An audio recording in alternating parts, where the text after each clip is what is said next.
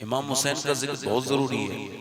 कुछ इस वजह से नहीं कि उनका जिक्र बाकी रहे, नहीं नहीं नहीं, उनको हमारे जिक्र की जरूरत नहीं है। उनके जिक्र के लिए उनके नाना की हदीसें बहुत है, उनके जिक्र के लिए मदीने की गलियां बहुत हैं, उनके जिक्र के लिए फरिश्ते बहुत हैं, उनके जिक्र के लिए अजिन्ना बहुत है। इंसानों की उनको जरूरत नहीं, मगर हर अहद के इंसान को हुसैन इब्ने अली की जरूरत थी, जरूरत है और जरूरत रहेगी। हर बुराई को जरूरत थी, जरूरत है, जरूरत रहेगी। इमाम अली मकाम जब करबला की तरफ जा रहे थे, लोगों ने कहा था आपको कत्ल कर दिया जाएगा, आप न जाएं। आपने फरमाया मुझे पता है मैं कत्ल कर दिया जाऊंगा। कुछ लोग तो इस तरह की बात करते हैं, ये बदअकीदा इन्होंने अपनी किताबों में लिखा है कि हुसैन अपनी मर्जी से नहीं गए थे, बल्कि उनको तो बुलाया गया था, वो तो वापस भी आना चाहते थे। ये इमाम अली मकाम के ऊपर एक इल्जाम है। ये अलग बात है कि उन्हें धोखे से बुलाया गया, मगर ये अलग बात अलग है कि हुसैन को कोई धोखा देने के लायक दुनिया में पैदा हो ही नहीं सकता, चूंकि हुसैन अपने जमाने के सबसे ज्यादा अक्लमंद इंसान का नाम है। इमाम जो जाकर के कत्ल हुए हैं, आपने फरमाया था मुझे खबर है कि मुझे कत्ल कर दिया जाएगा, मुझे पता है कि मुझे ये लोग छोड़ेंगे नहीं, मगर मैं इस वजह से करबला जा रहा हूं कि कयामत तक जब कोई मजलूम सताया जाए, जब कोई जालिम अपनी ताकत उसे दिखाए, तो मजलूम के लिए एक आइडियल होना चाहिए, एक मिसाल होनी चाहिए। मैं दुनिया के सामने मिसाल बनना चाहता हूं। इमाम के ऊपर ये इल्जाम लगाना, इमाम अली मकाम के ऊपर, कि वो ये कह रहे थे मुझे जाने दो, मुझे जाने दो, वापस जाना चाहते थे, और उनको तो ये हो गया और वो हो गया। कुछ नहीं, तुम्हारे दिमाग काम नहीं कर रहे हैं। हुसैन जब पैदा हुए थे तो उनकी पैदाइश के साथ ही उनकी शहादत की खबर भी दुनिया में शाया हो गई। आपको पता नहीं है, इस दौर में भी हुसैन की जरूरत है, और हर दौर को हुसैन की जरूरत होगी। और ऐसा नहीं है कि हुसैन की सिर्फ मुसलमानों को जरूरत है, हर कौम को, हर फर्द को, हर इंसान जो उसूल पसंद है उसे हुसैन की जरूरत है, हुसैनियत की जरूरत है। इमाम हुसैन कौन है? वो मियार है नेकी का, वो इस्तिकामत का पहाड़ है, वो दुनिया के लिए एक मिसाल है। इमाम अली मकाम रदी अल्लाह तआला अन्हु कौन है? इमाम वो हैं जिन्हें नबी पाक सल्लल्लाहु अलैहि वसल्लम ने फरमाया हुसैन और हसन मेरे जन्नती फूल हैं। जरा जोर से तो बोलो, कौन है बोलो? जन्नती फूल। मैं जो आपसे अर्ज कर रहा हूं, हुसैन इन लड़कों को क्या पता? क्या आपको क्या लगता है वो यजीद औरतों के नाच देखता था? हुसैन ने उस बिदअत को खत्म करवाया। अगर वो यही हाल होता तो इसमें सुनो, हुजूर ने हिजरत की थी, सरकार ने मक्के से मदीने हिजरत की, दीन के लिए, दीन के निफाज के लिए, शरीयत के कानून को दुनिया में जब बताने के लिए, नाफिज करने के लिए। और हुसैन ने मदीने से करबला की तरफ हिजरत की उसी दीन के निफाज को, शरीयत के कानून को बचाने के लिए। आज मैं आपसे पूछना चाहता हूं, क्या ये बुराई आपकी नजर में नहीं है? वो नौजवान लड़के जिनकी पूरी जवानी और जवानी का अक्सर वक्त जिनका मोबाइल की नजर हो गया है, वो नौजवान जिनकी उम्र तो कम है, मगर उनके जहन की गंदगी का आलम यह है कि आज की रिपोर्टें ये आ रही हैं कि 12-12, 15-15 साल के लड़के बदतमीजी में मुलव्विस होकर के न जाने किस किस तरफ जा रहे हैं। आपको क्या लगता है इस बदलते हुए दौर में, इस पुरफुटन दौर में, क्या हुसैन इब्ने अली के लोगों को जरूरत नहीं? आप बताइए, जब लोग अपने माँ बाप के साथ बदतमीजी कर रहे हैं तो क्या उस हुसैन की जरूरत जमाने को नहीं है जिसने अपनी माँ के साथ कभी खाना नहीं खाया? लोगों ने पूछा हुसैन आपने अपनी वालिदा के साथ खाना क्यों नहीं खाते? क्या इस अदब की वजह से कि अगर मेरी माँ एक लुकमे को उठाने वाली हो और मैं उसको उठा लूं तो इसको बेअदबी समझता हूं, इस वजह से। तो आपको क्या लगता है हुसैन इब्ने अली की जरूरत नहीं है इस जमाने को?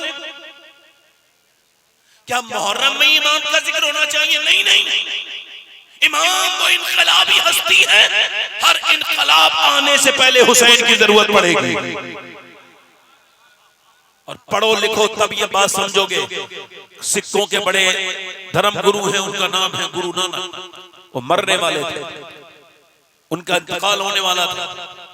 उनके जो शागिर्द था 20-25 साल उसने खिदमत की थी। कहा हुजूर मैंने आपकी खिदमत की, आपका दास हूँ, आपका खादिम हूँ, लिहाजा मुझ पे मेहरबानी करें, कुछ तो मुझे दे के जाएं।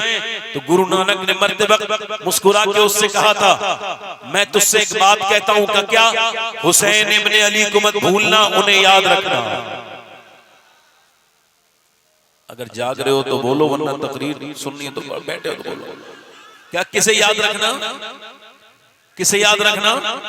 गुरु नानक ने कहा हुसैन इब्ने अली को याद। उसने कहा साहब उन्हें क्या याद रखना है, वो तो मुसलमानों के नबी के नवासे हैं, उनका हमारे धर्म से क्या ताल्लुक है? ये बता, क्या तू अपनी माँ के साथ जिना कर सकता है?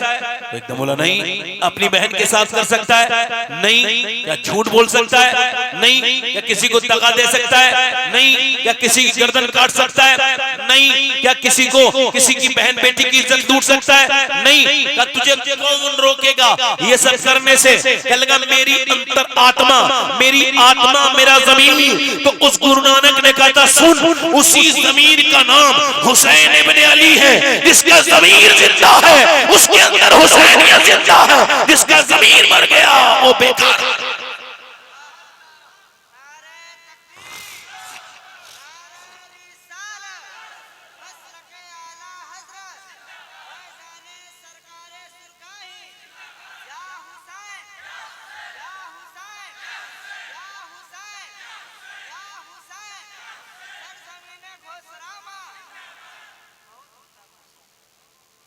इमाम सिर्फ मुसलमानों के नहीं हैं, वो हर कौम के हैं, वो हर उस इंसान के हैं। आप तवज्जो तो करें, मेरा इमाम कौन है, उनके बारे में गौर तो करें। ये बताओ, क्या कोई अपनी मर्जी से किसी घर में पैदा हो सकता है? बोलो जरा। कुछ लोग ऐसे भी हैं, वो कहते हैं साहब पैदा होने से क्या होता है? अरे कैसे नहीं होता? इमाम हुसैन हसन अभी छोटे थे, गोद में थे, और हुजूर ने फरमाया ये जन्नती जवानों के सरदार हैं। जरा जोर से तो बोलो यार। अरे कैसे नहीं होता है भाई? उन्होंने कौन सी नमाजें पढ़ी थी? उन्होंने कौन से हज किए थे? उन्होंने कौन से जो है वो नेकी की थी? नहीं। हुसैन वो हैं। कोई शख्स ऐसा होता है दुनिया में, कुछ लोग ऐसे होते हैं जो 100 साल में पैदा होते हैं, कुछ इस तरह के लोग होते हैं 200 साल में एक बार पैदा होते हैं, कुछ लोग ऐसे होते हैं जो 50-500 साल में एक बार पैदा होते हैं, कुछ लोग ऐसे होते हैं 1000 साल में उनके जैसा एक आदमी पैदा होता है। मगर कुछ ऐसे होते हैं जो एक बार पैदा होते हैं फिर दुनिया में नहीं आते। उन्हीं में से इमाम हुसैन भी एक बार पैदा, फिर हुसैन के जैसा कोई, हुसैन के जैसा कोई। ये इमाम हुसैन की महफिल हो रही थी हैदराबाद दक्कन में, बड़ा मजमा, बड़ा कुछ एडमिनिस्ट्रेशन, कुछ जो है ना वो सरकारी लोग भी आए हुए थे, कुछ जो वो लोग आए थे सरकारी लोग महकमे के। उनमें से एक खातून थी, गैर मुस्लिम थी, और वो पीएम थी। उसने कहा मैं 2 शब्द कहना चाहती हूँ। माइक पे आई, आकर के उसने कहा मुसलमानों मैं हुसैन से बड़ी इंप्रेस हूँ नेल्सन मंडेला की वजह से, कि मैंने नेल्सन मंडेला को पढ़ा है। कभी आप भी पढ़ के देखना नेल्सन मंडेला को। एक नेल्सन मंडेला है साउथ अफ्रीका की जेल में, जिसने साउथ अफ्रीका को आजाद कराया, जो साउथ अफ्रीका की जेल में भी रहा और बाद में वही वहां का सदर बना, वही वहां का राष्ट्रपति बना, वही वहां का मालिक बना। क्यों? वो कहता है मेरा दिल करता था खुदकुशी कर लूं, जब मुझे कोई रास्ता नजर नहीं आया, मुझे लगता था इस जगह पे मैं अकेला हूं, मगर किसी ने फिर मुझे हुसैन इब्ने अली के बारे में बताया। कहता फिर जब मैंने हुसैन को पढ़ा है तो मैं समझ गया कि मरने से कुछ नहीं होता, तुम मर जाओ मगर मकसद जिंदा रहना चाहिए। मैं समझ गया अब मैं हुसैन की तरह जिंदगी गुजारूंगा, मैं मर जाऊंगा मगर मेरा मकसद जिंदा रहेगा।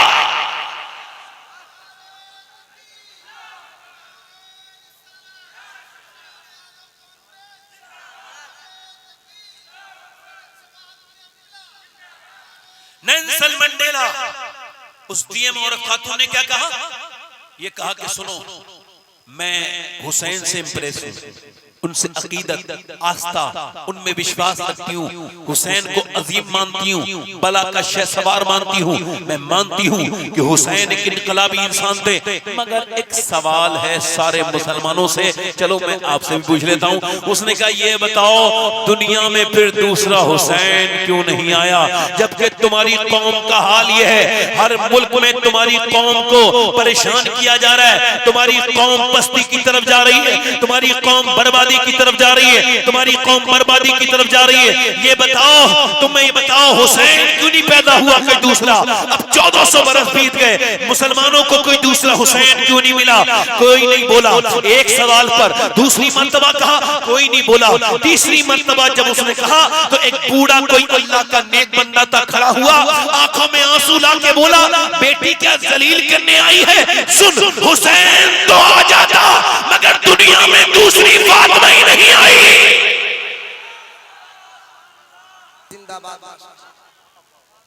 ये नाचने गाने वाली लड़कियां, ये जो अपनी शादी से पहले इंटरनेट पर, मोबाइल पर, वीडियो कॉल पर गैर लड़कों से वीडियो कॉल छुप छुप के करने वाली और गैर लड़कों के सामने पर ये जो है ना वो नीम पर है ना आने वाली, गैर लड़कों से दोस्तियां करने वाली और ये बाजारों में घूमने वालियां, इनके गोदों में कभी कोई शरीफ बच्चा नहीं आता। आपको क्या लगता है? बोलो, जो लड़की हया बेच दे, क्या उसके यहाँ बाहया बच्चा पैदा हो जाएगा? बोलो, बोलते क्यों नहीं भाई? हैं? हुसैन, यजीद आज भी बनते हैं लोग कोशिश से, यजीद आज भी बनते हैं लोग कोशिश से। हुसैन खुद नहीं बनता, खुदा बनाता है। हुसैन खुद नहीं बनता। क्या सुनो, अगर ऐसी कोई बात है तो आप मुझे बताओ, क्या कोई अपनी मर्जी से पैदा हो सकता है? किसी ने अपनी मर्जी से अपना बाप चुना है? कोई चुन सकता है? अगर ऐसी बात होती तो रक्षेबारों के घर बच्चे पैदा नहीं होते, गरीबों के घर बच्चे पैदा नहीं होते, मालदारों के ही बच्चे पैदा होते। कौन किसी रक्षे वाले घर पैदा होना चाहता? सब बिल गेट्स के घर पैदा होना चाहते, अंबानी अडानी के घर लोग पैदा होना चाहते। कोई गरीब के घर पैदा होता? कोई अपनी मर्जी से अपना बाप चुन सकता है? जरा बोलो, गूंगे बन के ना सुनो, ऐसे बताओ, क्या कोई अपनी मर्जी से अपना बाप चुन सकता है? बोलो, सुन सकता है? नहीं। कोई अपनी माँ चुन सकता है अपनी मर्जी से? अपने बाप का इंतखाब कर सकता है? अपनी नानी का, अपने नाना का, अपने दादा का, अपनी दादी का, अपनी फूफी का, अपनी खाला का नहीं कर सकता। इसी वजह से किसी का भाई ठीक है तो उसकी बहन ठीक नहीं है, किसी की बहन ठीक है, भाई ठीक है तो किसी की माँ ठीक नहीं, किसी की माँ ठीक है तो बाप ठीक नहीं, किसी की नानी ठीक है तो नाना ठीक नहीं, और नाना ठीक है तो नानी ठीक नहीं। मगर हुसैन कायनात में अकेली ऐसी हस्ती है जिसे जिधर से देखो वो लाजवाब है। उसके भाई का नाम हसन मुश्तबा है जो जन्नती जवानों के सरदार है। उसकी बहन का नाम ज़ैनब कुबरा है जो अपने अहद के जमाने की औरतों की सरदारा है। उसकी माँ सैयदा खातून जन्नत है जो सारी जन्नती औरतों की सरदारा है। उनका बाप अली है, मौलाए कायनात है जो सारे वलियों का सरदार है। उसकी नानी खदीजतुल कुबरा है जो उम्महातुल मोमिनीन की सरदारा है। उसके नाना मोहम्मद मुस्तफा है जो सारे नबियों के सरदार।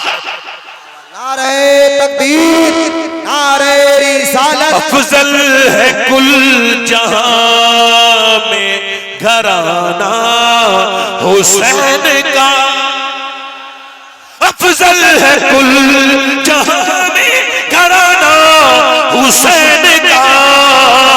अरे नबियों का ताजदार है नाना हुसैन।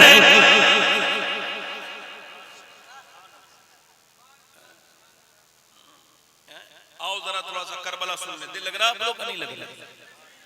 बोलू 5-10 मिनट और, दिल लगा के बोलो। अब आप मुझे बताओ, जिन माओं ने कभी इस बारे में गौर ही नहीं किया हो, बच्चा गोद में है और पाकिस्तानी सीरियल चल रहा है, बच्चा गोद में है और उसको मोबाइल, और ये बच्चे मोबाइलों से बर्बाद हुए जा रहे हैं। मैं ये बात कह रहा हूँ आपसे, एप्पल जिसने बनाया है उसका जाकर के विजिट करना और सोशल मीडिया पे उसका इंटरव्यू पढ़ना, हिंदी में भी मिल जाएगा आपको। उसने कहा मैंने आईफोन बनाया है मगर मैंने किसी भी बच्चे को अपने मोबाइल नहीं दिया, मेरे किसी बच्चे के पास मोबाइल नहीं है। जब वो बड़े हो जाते हैं, यहूदी है वो, जब वो बड़े हो जाते हैं तब हम उनको मोबाइल देने की बात करते हैं कि वो समझदार हो गए। नादान के हाथ में खिलौना नहीं दिया जाता। अब सुनो, और कैम्ब्रिज यूनिवर्सिटी कहती है जो औरतें अपने बच्चों को, तवज्जो चाह रहे हैं, जो औरतें अपने बच्चों को रोने से पहले मोबाइल दे देती हैं और मोबाइल के हवाले कर देती हैं। अभी मैं जब ट्रेन में था, 2 दिन पहले की बात है, तो एक बच्चे से जब मोबाइल छीन लिया गया, पागलों वाली हरकत करने लगा। वो ट्रेन में था, अपना सर मारने लगा ट्रेन में, और छोटा सा बच्चा, और मोबाइल जब दिया तो बिल्कुल ठीक, फिर मोबाइल लिया, फिर वो ठीक, फिर मोबाइल लेते, फिर वो रोता। इसका मतलब यह है कि उसने ठीक कहा था। कैम्ब्रिज यूनिवर्सिटी कहती है जो औरतें अपने बच्चों को मोबाइल दे रही है, मोबाइल नहीं दे रही है, ड्रग्स दे रही है, ये नशा दे रही है। नशा, ये नशे से खतरनाक है। हर दौर का एक नशा होता है। एक दौर का नशा था कि यजीद शराब पीता था, हुसैन ने उस शराब को खत्म किया था। अगर इस दौर में तुम हुसैन को मानते हो तो अपनी बेटी और अपने बेटों के हाथ से मोबाइल छीन के उनके हाथ में अल्लाह का कलाम दे दो। ये हुसैन बहुत उम्दा पैगाम है। जिंदाबाद जिंदाबाद, माशाअल्लाह।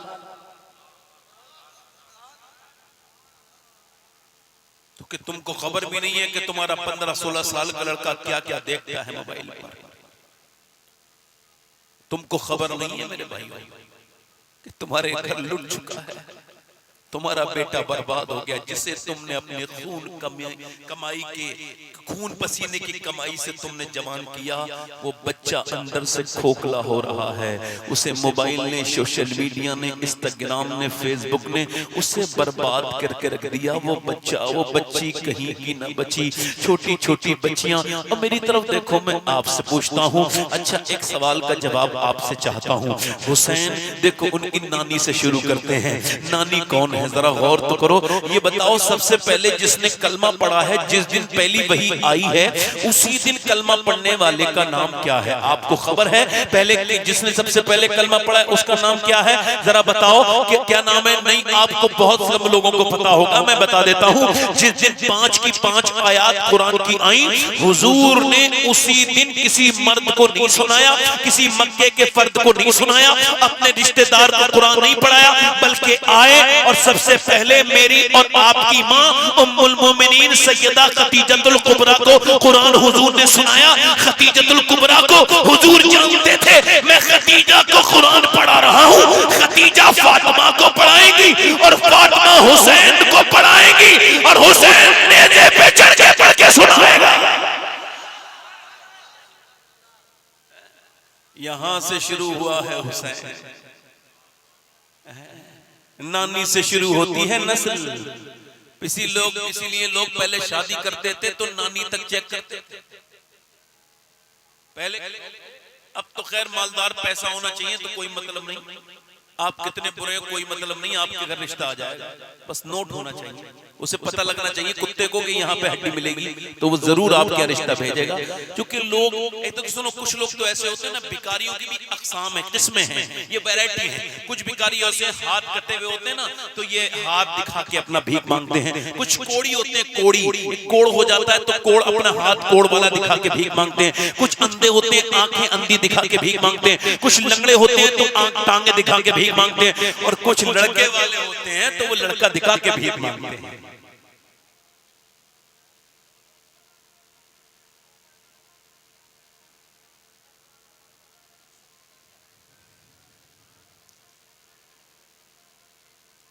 आप तो अंधे हो जाते हो शादी करते वक्त, ये देखते ही नहीं कि दीन है कि नहीं। हुजूर ने फरमाया अगर रंग सांवला है और दीनदार है तो मैं कहूंगा कि तुम खूबसूरत से न करो, मालदार से न करो, तुम उस रंग सांवले वाली लड़की उससे करो जो दीनदार है।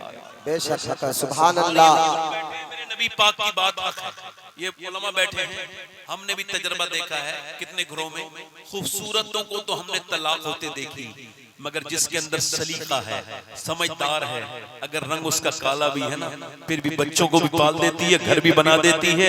ये रिश्ते जो चलते हैं ना, अखलाक से चलते हैं, ये खूबसूरती से नहीं चलते, ये खूबसूरती से नहीं चलते। अब मेरी तरफ देखो, इधर देखो, गौर करो।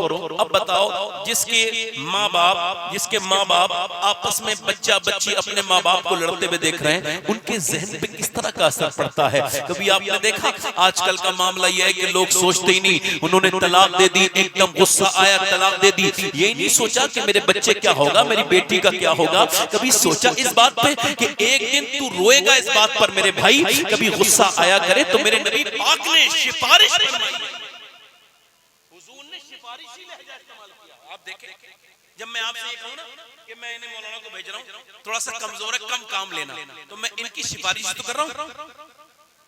जब मैं आपको बताऊं हजरत से जरा हजरत को भेज रहा हूं, थोड़ा सा जो है ना, इन्हें नींद ज्यादा आती है, तो थोड़ा सा इन्हें नजरअंदाज करना ऐसे। हालांकि मुझे पता नहीं नींद आती कि नहीं आती, मगर मैं एक बात कह रहा हूं ऐसे, कभी आपको लगे तो मैं एक सिफारिश ही तो कर रहा हूं। हुजूर ने फरमाया, मेरे आका करीम ने, इसको समझें, इस हिकमत को समझें। हुजूर ने फरमाया, औरत टेढ़ी पसली से बनी है, इसको कोई सीधा करने की कोशिश न करना, इसके साथ निभाव करना, इसे निभाना, इसे सीधा करने की कोशिश मत करना। तुमने तो तलाक दे दी, तुमने तो दे दी, मगर अब बच्चों पे क्या गुजरी? एक आदमी ने अपनी बीबी को तलाक दे दिया, वो दूसरी औरत ले आया, मगर बच्चा था ना एक पहली बीबी का, वो छोटा सा, वो थोड़ा 6-7 साल का हो गया। तो बाप ने पूछा, एक दिन डरा डरा रहता था, कमजोर हो गया, सहमा सहमा रहता था बच्चा, उसका बचपन में आग लग चुकी थी, मगर वो बच्चा जानता ही नहीं था किसी को कहे। एक दिन जब बाप ने पूछा, ये बता तेरी पहली वाली माँ अच्छी थी या ये अच्छी है? कहने लगा, अब्बा वो झूठी थी, ये सच्ची है।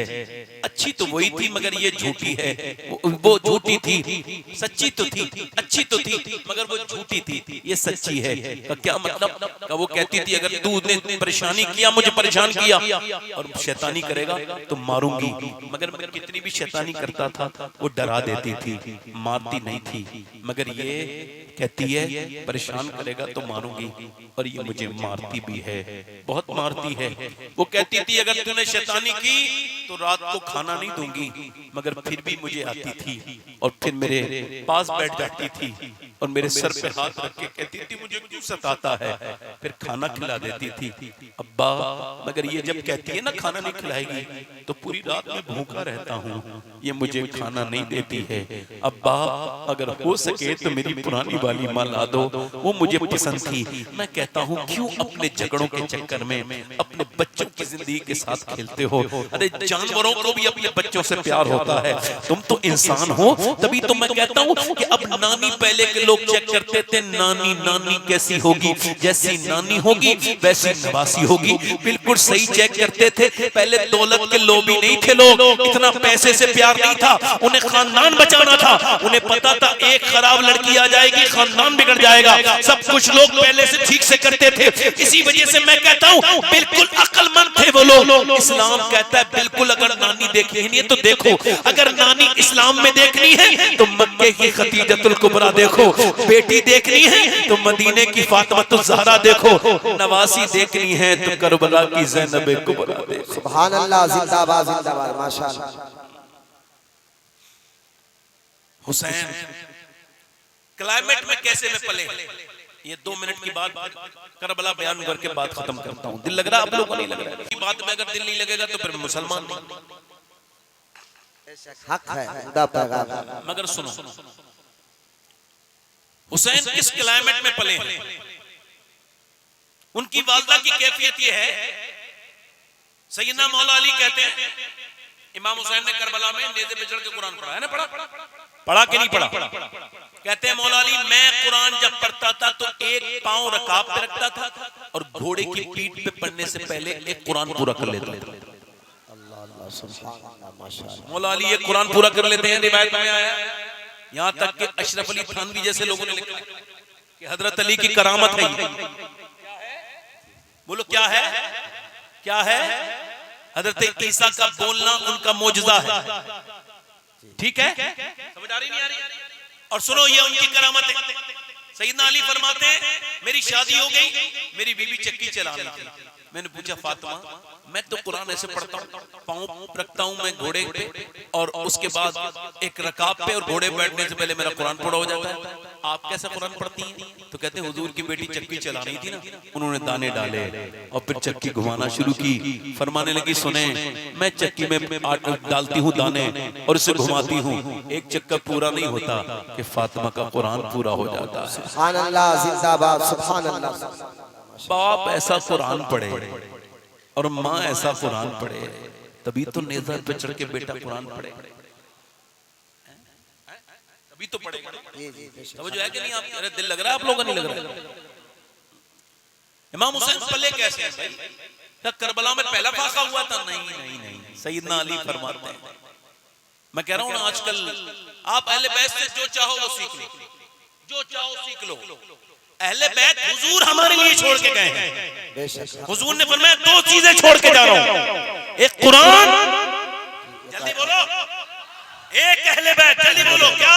अहले बैत। एक कुरान, एक अहले। अब अगर सदाकत का हमको दर्स चाहिए तो अहले बैत के यहाँ मिलेगा, सखावत का दर्स चाहिए तो अहले बैत के यहाँ मिलेगा, इबादत का ढंग चाहिए तो अहले बैत के यहाँ मिलेगा।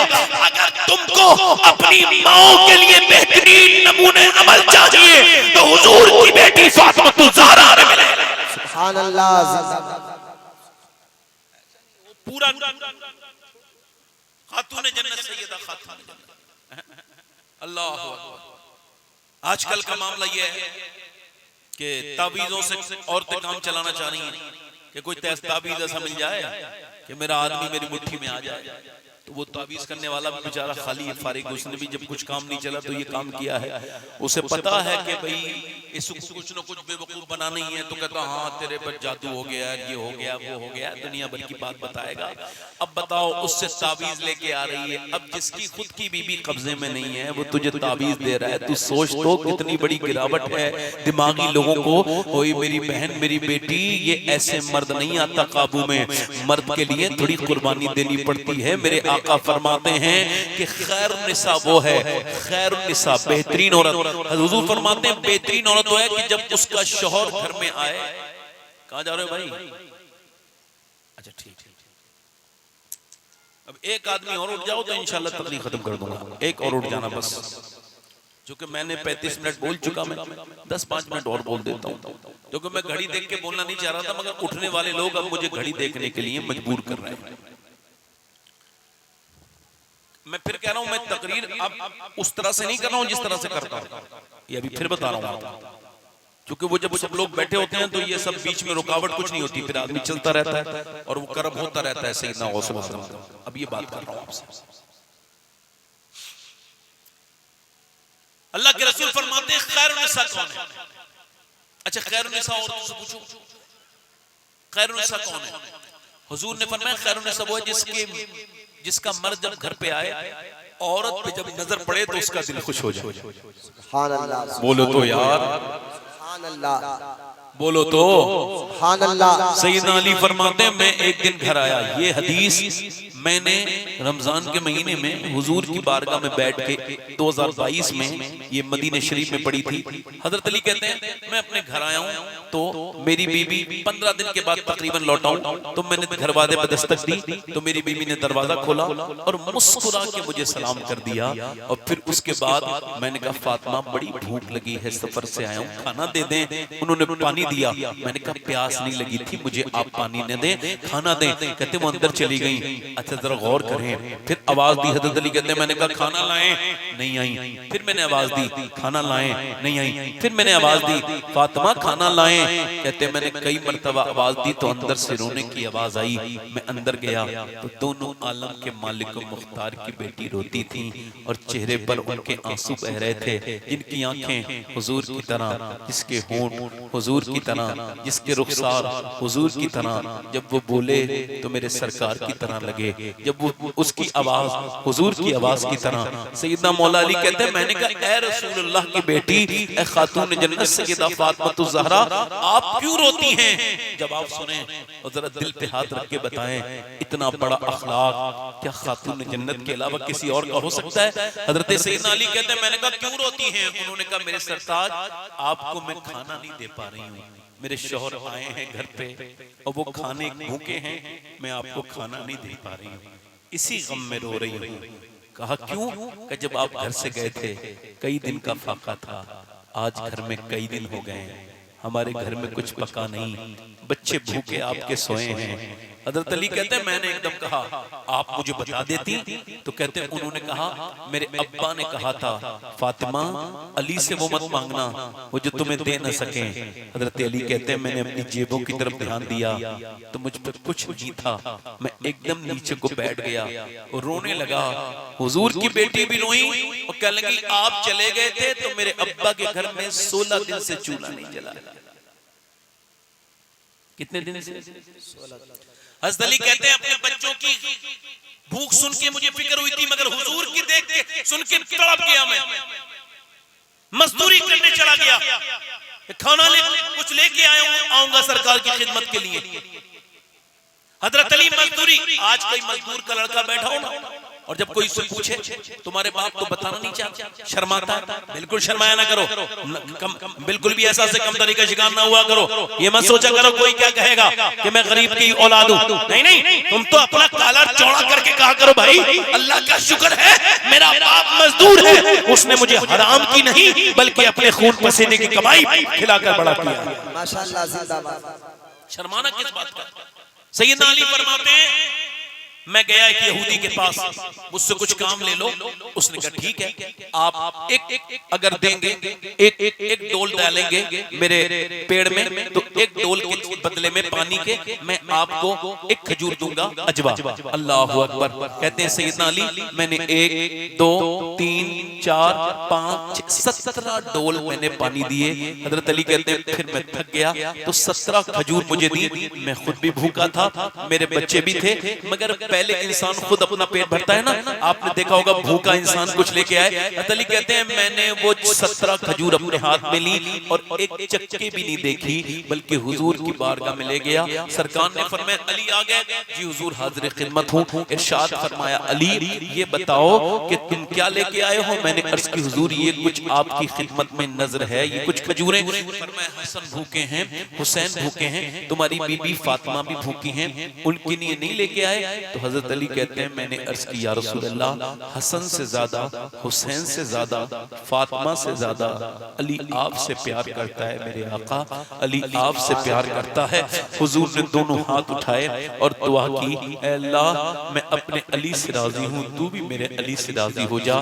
फिर हुजूर मेरे घर गए और मेरे बच्चों को उठाया जो 3-3 4-4 दिन से भूखे थे। पहले हुजूर ने खुद नहीं खाया, बल्कि खजूर के अंदर से गुठली निकाली और फिर खजूर का गूदा गूदा इमाम हसन के मुंह में दिया। हुसैन के दोनों बच्चे नाना को देख के आंखों में आंसू आए, तो मेरे नबी पाक ने सैयदा को देखा, उनकी भी आंखों में आंसू थे। फरमाया, ना मेरी बेटी फातिमा, ना, ये दुनिया मेरे अहले बैत के लिए नहीं है, ये हसन हुसैन जन्नत के जवानों के सरदार हैं। ऐ मेरी फातिमा, तू जन्नती औरतों की सरदार है। हुजूर फरमाते, आज रात मेरे पास एक ऐसा फरिश्ता आया इससे पहले कभी नहीं आया था, और उसने मुझे ये बिशारत दी, खुशखबरी दी, खुशखबरी दी। तवज्जो चाहता हूँ, खुशखबरी दी। हुजूर को अल्लाह जानता है कि हुजूर कैसे खुश होंगे, तो अल्लाह ने खुशखबरी भिजवाई है। अब जो इस खुशखबरी से खुश ना हो वो मोमिन नहीं हो सकता। जो खुशखबरी हुजूर के लिए है वो हुजूर के हक उम्मती के लिए खुशखबरी है। जैसा कि सैयदना इमाम सैयदना जैसा कि एक जगह जिक्र कर रहे हैं, बयान कर रहे हैं, और आप इरशाद फरमाया, इमाम अहमद बिन हंबल आप फरमा रहे हैं, हुजूर को कद्दू पसंद था, हुजूर को लौकी पसंद थी।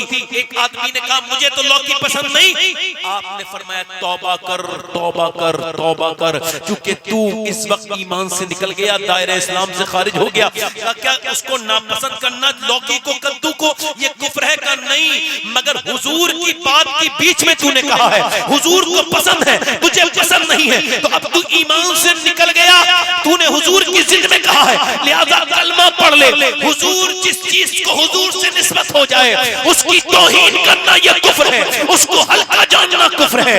नबी पाक को फरिश्ता खुशखबरी लेके आया है और या रसूल अल्लाह, अल्लाह ने हसन और हुसैन को जन्नती जवानों का सरदार बनाया है और फातिमा को जन्नती औरतों की सरदार। सुभान अल्लाह, सुभान अल्लाह। नारे तकबीर, नारे रिसालत, नारे रिसालत। शहीद आजम कॉन्फ्रेंस, जिक्र शोहदाए करबो बरा, या हुसैन, या हुसैन, या हुसैन।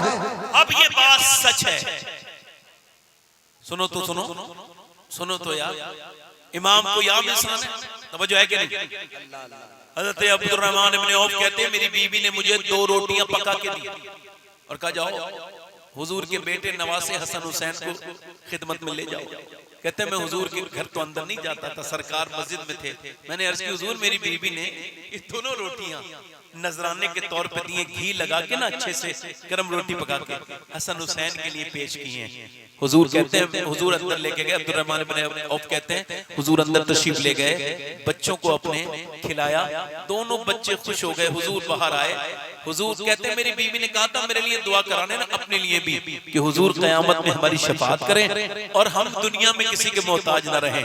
ये दुआ अभी दिल में थी। अब्दुर्रहमान कहते हैं मैंने हुजूर से नहीं कहा था, सिर्फ रोटियां दी, हुजूर नवाजों खिला के बाहर आए और फरमाया सुनो अब्दुर्रहमान, अल्लाह तुझे दुनिया में किसी का मोहताज ना करे। जरा जोर से तो बोलो यार, जोर से तो बोलो। अल्लाह दुनिया में तुझे किसी का, और क़यामत के दिन तो मैं तेरी शफाअत करूंगा। और बता तुझे कोई और काम है? सुभान अल्लाह, सुभान अल्लाह। कुर्बान मैं उनकी बख्शिश पर, मकसद भी ज़बां पर आया नहीं, बिन मांगे दिया और इतना दिया दामन में हमारे समाया नहीं। सुभान अल्लाह। बस ये आखिरी बातें कर रहा हूँ, हुसैन करबला के शाह हैं। सुभान अल्लाह, बेशक हक है। मगर हुसैन मदीना छोड़ रहे हैं। आज वलीद ने रात बुलाया था और कहा था यजीद के हाथ पर बैत कर लो। आखिरी बात है मेरी, दिल लग क्या कहा? यजीद के हाथ। चूंकि वलीद बिन उक़बा भी एक पढ़ा लिखा आदमी था, मुसलमान था, उसने इमाम हुसैन से इमाम ने कहा मैं उसकी बैत नहीं करूंगा, बल्कि तारीख में लिखा है इमाम ने फरमाया मेरे जैसा यजीद शराबी था, जानी था, हुर्मत वाले रिश्तों को पामाल करने वाला था, बहन के साथ शादी को अपनी जायज कहता था, बदबख्त था, जालिम था, बर्बाद था, औरतों के नाच देखता था यजीद। इमाम ने फरमाया सुन मैं वलीद, मेरे जैसा, तवज्जो करना, मेरे जैसा, मेरे अरे यार ये नहीं कहा मैं नहीं करता, ये नहीं फरमाया, इसमें फसाहत है, इसमें बड़ी जो है वो गहराई है, गहराई है। फरमाया मेरे जैसा, ये नहीं फरमाया मैं, मेरे जैसा यजीद जैसे की बेअत नहीं कर सकता है। मतलब साफ है जो क़यामत तक हुसैन इब्ने अली जैसा होगा वो क़यामत तक यजीद जैसे की बेअत नहीं कर सकता। सुभान अल्लाह, सुभान अल्लाह, जिंदाबाद, हक है। बहुत उम्दा पैगाम। मरवान बैठा था, इमाम जाने लगे, मरवान ने कहा वलीद इन्हें कत्ल कर दे वरना हुसैन फिर तुझे हाथ में नहीं आएंगे। इमाम ने पलट के देखा और कहा ओ मरवान तुम मौत से किसे डराता है? अली के बेटे को।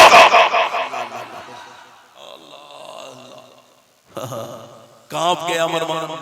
इमाम चल दिए बाहर, फिर मशवरा किया अहले बैत से, सैयदा ज़ैनब से मशवरा ये हुआ कि मदीने को छोड़ेंगे।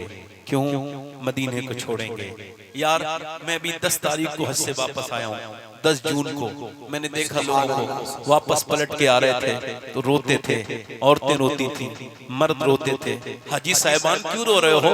हज्जन साहिबान क्यों रो रही हैं? कहने लगी वो मदीने के गुंबद खजरा, वो सरकार का रोजा ऐसा लगता था हुजूर हमें खिला रहे थे। मदीना क्या था?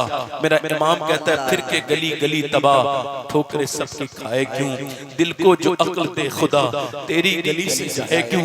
मदीने पे एतराज करने वालों, मदीने जाने वालों पर एतराज करने वालों, उल्टी सीधी पोस्टें लोग मेरे खिलाफ लिखते हैं, मैं कभी इसका जवाब नहीं देता, मगर इतना जरूर कह रहा हूँ कि अभी तुम्हें मदीने की मोहब्बत का चस्का नहीं लगा, अभी तुम्हें हुजूर के मदीने का मजा नहीं लगा, तुम्हारे दिल को वो मोहब्बत नहीं आई। तुम कभी गुंबद खजरा देखते, कभी हुजूर के रोजे की बहारें देखते, कभी मदीने की बहारें देखते, कभी हुजूर के मवाजे शरीफ को देखते, कभी बाबे जिब्राइल देखते, कभी बाबो सलाम देखते, कभी बाबे निसा देखते, कभी बाबे सिद्दीक देखते, कभी बाबे हिजरा देखते, कभी तुम हुजूर का दालान देखते, कभी हुजूर का मवाजे शरीफ देखते, तो तुम्हारे दिल को पता होता कि मदीना क्या है। खुदा की कसम, गलियों की यादें किसी को नहीं आती, किसी शहर की गलियां नहीं रुलाती, मगर मदीने की गलियां भी रुलाती हैं, मदीने के चौराहे भी रुलाते हैं। एक आम हाजी निकल रहा है तो रो रहा है, बहुत ज्यादा रो रहा है, मगर हुसैन कौन है, वो भी तो मदीना छोड़ के जा रहे हैं। हुसैन तो वो है जो पैदा ही मदीने में हुए हैं, जिसके घर का दरवाजा मस्जिद नबी के अंदर खुलता है, जो रियाजुल जन्नह में खेलते हैं। हुसैन वो है मियां जो नबी पाक के कभी कांधों पे खेलते हैं। हुसैन तो वो है जो के इमाम अली मकाम तो वो है जो मदीने के मालिक थे, जो अपने नाना के रोजे के सज्जादा नशीन से दुनिया के सबसे बड़े शहजादे थे इमाम, मगर आज मदीना छोड़ के जा रहे हैं। मैं जा रहा हूँ करम के खजीने की खैर हो, मैं जा रहा हूँ नाना मदीने की खैर हो, मैं मदीने की शरीयत बचाने के लिए मदीना छोड़ रहा हूँ। हाय किस बात से निकले होंगे, कैसे निकले होंगे, दिल पे क्या दर्द होंगे। मदीना छोड़ते वक्त हुजूर से इजाजत ली। अल्लाह अकबर। अल्लामा जामी अब्दुल रहमान जामी जब मदीने से वापस आते थे हुजूर से इजाजत लेते थे, तो हुजूर ख्वाब में उन्हें इजाजत देते थे, फरमाते थे खैर से जाओ, खैर से आओ। जब आखिरी बात उनका आना था तो हुजूर से अर्ज की हुजूर इजाजत, तो हुजूर ख्वाब में आए, फरमाया खैर से जाओ, ये नहीं फरमाया खैर से आओ। तो अब्दुल रहमान जामी रोने लगे, हिचकियां ले लेके। किसी लोगों ने पूछा क्यों रोते हैं, ऐसा लगता है मैं इस बार मर जाऊंगा, मदीने नहीं आ पाऊंगा, क्योंकि हुजूर ने फरमाया ये नहीं फरमाया खैर से आओ, ये फरमाया सिर्फ खैर से जाओ। इमाम ने मदीना छोड़ा और मदीना छोड़ के आप जब मक्के गए, मक्के में आप रहे, कूफियों के खत आते रहे। सदरुल्लाह फाजिल मौलाना नईमुद्दीन मुरादाबादी लिखते हैं, अगर आप उन खतों के बाद न जाते तो ऐसा लगता लोगों को कि जैसे उम्मत का आपके दिल में कोई दर्द नहीं है। हुसैन जब लोग एहराम बांध रहे थे अरफात और मिना जाने के लिए, हुसैन से सफर बांध रहे थे करबला जाने के लिए, लोगों ने कहा हुसैन ने हज नहीं किया। आवाज आई हुसैन आज हज करने के मूड में नहीं है, हज को बचाने के मूड में है। हुसैन ने 25 हज कर चुके थे। हुसैन एक जिंदगी में एक हज करना फर्ज है। हुसैन 25 हज कुछ कर चुके थे और दोनों भाइयों ने 25 हज साथ में किए थे। एक भाई अभी 1 साल भी नहीं हुआ कि दुनिया से रुखसत हो चुके हैं, ये दूसरे भाई हैं हुसैन। अल्लाह अकबर। करबला की तरफ चले और करबला में फिर आपको खबर आई कि मुस्लिम बिन अकील को कत्ल कर दिया गया है, मगर आपने अपना रास्ता नहीं रोका। लोगों ने कहा वापस चले जाओ। हुसैन वापस जाने के लिए नहीं जा रहे थे। इमाम अली मकाम गए करबला के मैदान में, जब पहुंचे तो हुर ने रोक लिया, न आगे जाने दिया न पीछे जाने दिया। कहा आप इब्ने रसूल हैं, यहीं ठहर जाएं, मैं आपको आगे नहीं जाने दूंगा। मगर हुर को आगे का मामलात की कोई खबर न थी। खैर एक दिन गुजरा, 2 दिन, इमाम से कहा गया एक ही सूरत है, उबैदुल्लाह बिन जियाद आ गया, अमर बिन साद आ गया, साद अबी वक्कास रज़ियल्लाहु तआला अन्हु का बेटा, जन्नती सहाबी का बेटा। सुनो वो सहाबी का बेटा हुजूर इमाम हुसैन के खिलाफ आया था, जिसने इस्लाम के लिए पहला तीर मारा था, उसके बेटे ने ही करबला में हुसैन की तरफ पहला तीर मारा। अमर बिन साद। इमाम ने कहा मैं आखिरी रात की मोहलत चाहता हूं, एक रात। लोग कहते हैं कि इमाम ने मोहलत मांगी, मैं कहता हूं इमाम ने मोहलत दी थी यजीदियों को। जी बेशक हक है। अगर वो दिन दोपहर का आया, सुनो दोपहर आई, जंग शुरू हो गई। जंग शुरू होने से पहले एक आदमी उधर खड़ा हुआ कांप रहा है, उसके चेहरे से पसीना आ रहा है, कभी रोता है, कभी हुसैन को देखता है, कभी कांपने लगता है, कभी आखिरत के बारे में सोचता है। यार हुसैन के खिलाफ जा रहा है, किस मुंह से हौज़े कौसर पे जाएगा, किस मुंह से नाना के पास जाएगा। फिर तड़प के जाता है और जाके कहता है मैंने आपका रास्ता रोका, मेरा नाम हुर है हुजूर, क्या आप मुझे माफ कर सकते हैं? इमाम ने कहा मैं तुझे माफ भी करता हूँ, शफात भी क़यामत में अपने नाना से कराऊंगा। ये सुन के हुर ने कहा हुजूर दुआ दे जाऊं। हुर जब उधर से गए तो हुर ने बहुत लोगों को यजीदियों को कत्ल किया, आखिर वो शहीद हो गए। ये नारा हुर का था जिस वक्त फौजे शाम से निकले कि देखो यूं निकलते हैं जहन्नम से खुदा वाले। सुभान अल्लाह। और किसी ने जब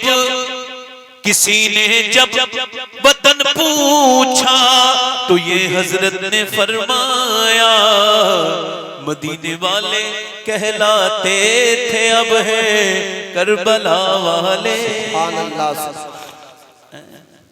बैठ, पैसे न दे, बैठ, बस 2 मिनट सुन लेना ध्यान से। इमाम ने 1 लाश 2 लाश 3 लाश इतनी लाशें उठाई। छोटा सा बच्चा गोद में लेके गए। सैयदा ज़ैनब ने कहा इसे पानी के लिए ले जाओ, प्यासा है, रोता है। इमाम लेके गए, पता था इमाम हुज्जत फरमाते थे, फरमाया भाई अगर तुम बागी मानते हो तो मैं ही तो तुम्हारा बागी हूं, मगर ये मेरा बच्चा तो कुछ नहीं जानता, इसे तो पानी दे दो। उन्होंने मारा तीर इमाम के, और जैसे ही मारा इमाम अली असगर के हुलकूम में दाखिल हुआ। छोटा सा बच्चा मुरझा गया। अल्लाह अकबर। जिसके गले में तीर चला था। एक बात यहाँ पे मुझे अभी याद आई तो बता रहा हूँ। आपको पता है दादी अपने पोते से बहुत प्यार करती है ना, है ना? अपने बेटे को भी डांट देती है, मेरे बच्चे को कुछ ना कहना, मेरे बाबू को कुछ ना कहना। और ये सैयदा खातून जन्नत का पोता था। जब इसके गले में तीर लगा होगा तो सैयदा खातून जन्नत को कैसा तकलीफ हुई होगी। इमाम ने खून अपने हाथ में लिया और अर्ज की मालिक अगर तू इस पे राजी है तो हुसैन भी राजी है। फिर हुसैन अकेले हैं। पूरे दिन लाशें उठाई थी इमाम ने। अब दोपहर का वक्त है और बिल्कुल सूरज बिल्कुल सीधा है। इमाम ने कहा सारी अमानतें इमाम ज़ैनुल आबिदीन को दी, खिलाफतें दी, विरासतें दी, दुआएं सिखाई, सब कुछ सिखा के अपने सर पे इमामा बांधा, अपने नाना का, अपने पटका, और हाथ में तलवार लेके चल दिए करबला के मैदान की तरफ। इमाम चले, अल्लाह अकबर, और तकरीर फरमाई। इसे कहते हैं हौसला। एक बेटा मर जाए ना आदमी का तो बात नहीं कर पाता, बात नहीं, दूसरे ही लोग बात करते हैं, वो तो बैठा होता है एक तरफ। और अगर 2 मर जाए तो फिर तो बात और है। और अगर उसके भतीजे अपने हाथ के पाले, अपने सगे भाई, 4 आपके 4 भाई, हजरत अब्बास, हजरत उस्मान, हजरत उमर, हजरत अबू बकर। क्या मतलब? ये क्या सुन रहे हो आप? हाँ सही सुन रहे हो। हजरत अली ने अपने 3 बेटों के नाम रखे थे, अबू बकर, उमर, उस्मान, अब्बास। ये 3 बेटे थे और अली तो कई थे।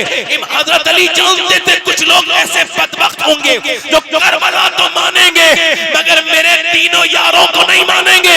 अपने तीनों बच्चों के नाम रखे थे, एक का नाम अबू बकर, एक का नाम उमर, एक का नाम उस्मान, ताकि कयामत तक लोगों को पता लगे कि अली कितना प्यार करता था अबू बकर से, अली कितना प्यार करता था उमर से, अली कितना। अरे जो जिससे प्यार करता है उसी के नाम पर तो अपने बच्चों के नाम रखता है। हजरत अबू बकर सिद्दीक से कितना प्यार करते हैं। ये करबला के मैदान में हजरत अबू बकर भी कुर्बान शहीद हो गए, हजरत उमर भी, उमर बिन अली, उस्मान बिन अली, अब्बास बिन अली, हजरत अली अकबर, ये सारे शहीद हो गए। इमाम अब अकेले तन्हा बचे हैं। मगर तकरीर जब फरमाई है, खुदा की कसम तकरीर जब की है, आखिरी तकरीर पढ़ के देखना जो कि इब्ने असाकिर ने और रिवायतों ने और रावियों ने मुअर्रिखीन ने लिखी है। आखिरी खुतबा इतना जबरदस्त है कि जबान हिली नहीं, लफ्ज इधर से इधर नहीं हिला, बिल्कुल फसाहत और बलागत, एक लफ्ज ऊंचा नीचा नहीं हुआ, जैसे बोलते थे वैसे ही बोले। फरमाया मुझे पहचानते हो मैं कौन हूँ? मैं वही हुसैन हूँ जिसे नाना कभी अपने कांधों पे बिठाते थे। मैं वही हुसैन हूँ, जब मैं प्यासा होता था तो मेरे नाना अपनी ज़बान चुसाते थे। मैं वही हुसैन हूँ, मैं वही हुसैन हूँ जिसके बारे में मेरे नबी फरमाते थे कि हुसैन को रोने न दिया करो, हुसैन के रोने से मुझे तकलीफ होती है। इमाम ने फरमाया लोगों अगर तुम अब भी मान जाओ तो मैं अब भी तुम्हारे सारे जराइम माफ कर सकता हूँ, अपने औलादों के कत्ल पर भी तुम्हें माफ कर सकता हूँ। अगर अब भी तुम अगर राह हक की तरफ आ जाओ। इमाम ने फरमाया सुनो, मैं वो हुसैन हूँ कि मैं आखिरी हुसैन हूँ।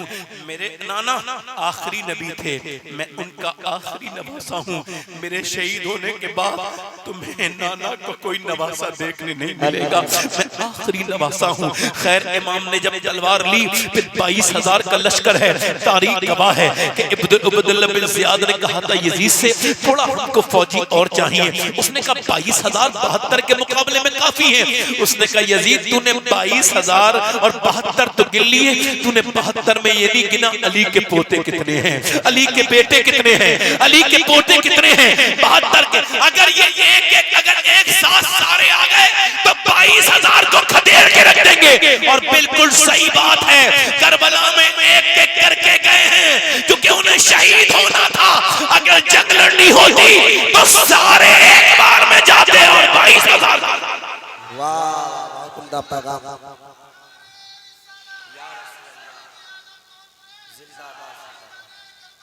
जिंदाबाद जिंदाबाद।